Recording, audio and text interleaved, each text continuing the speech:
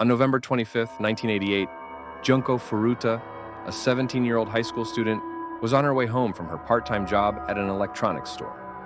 Little did she know that her life was about to take a tragic turn.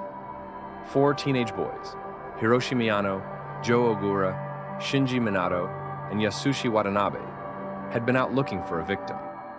They spotted Junko and, under the pretense of offering help, abducted her. Miyano kicked her off her bicycle and then pretended to be a good Samaritan, offering to escort her home. Instead, he took her to an abandoned warehouse where the nightmare began.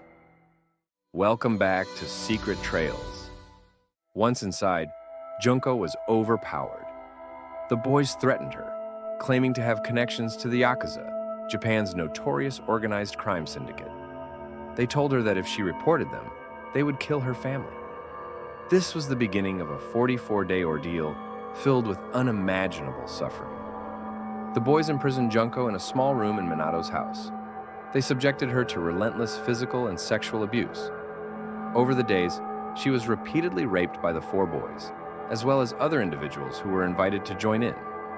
The rape was so brutal that it caused internal injuries, including a ruptured intestine. She lost control of her bladder and bowels. Junko was forced to perform household chores, including cleaning and cooking, while being subjected to physical and emotional abuse.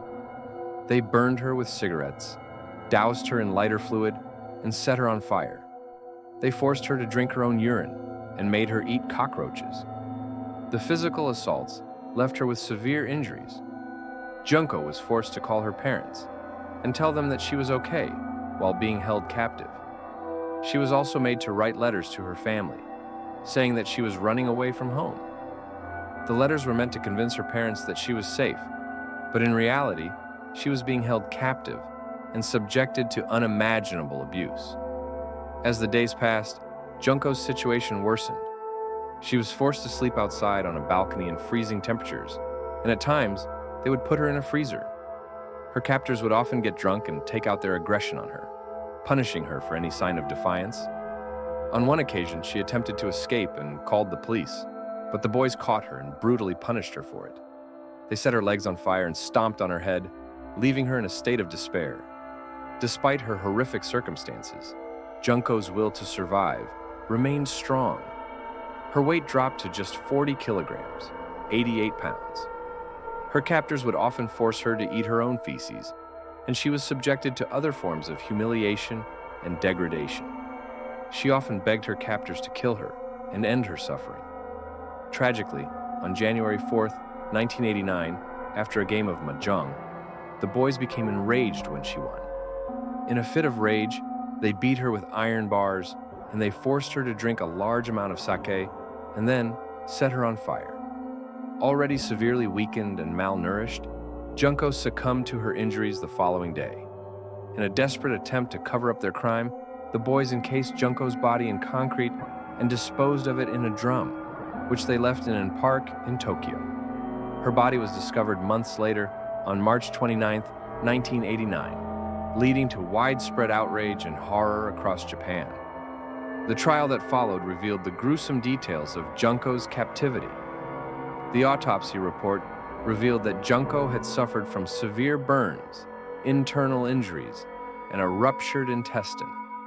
The report also revealed that she had been subjected to repeated rape and sexual abuse, and even worse, that she got pregnant by the captors. Despite the overwhelming evidence against them, the sentences handed down to her captors were shockingly lenient.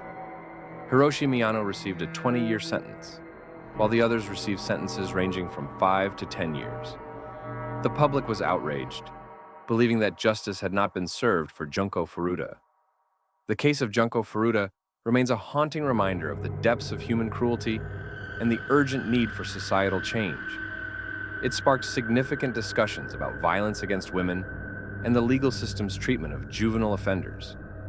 To this day, many feel that the justice system failed Junko, and her story continues to resonate as a symbol of the fight against violence and indifference. Share your thoughts in the comment. Make sure you like, share, and subscribe to Secret Trails. We'll see you in the next episode of Secret Trails.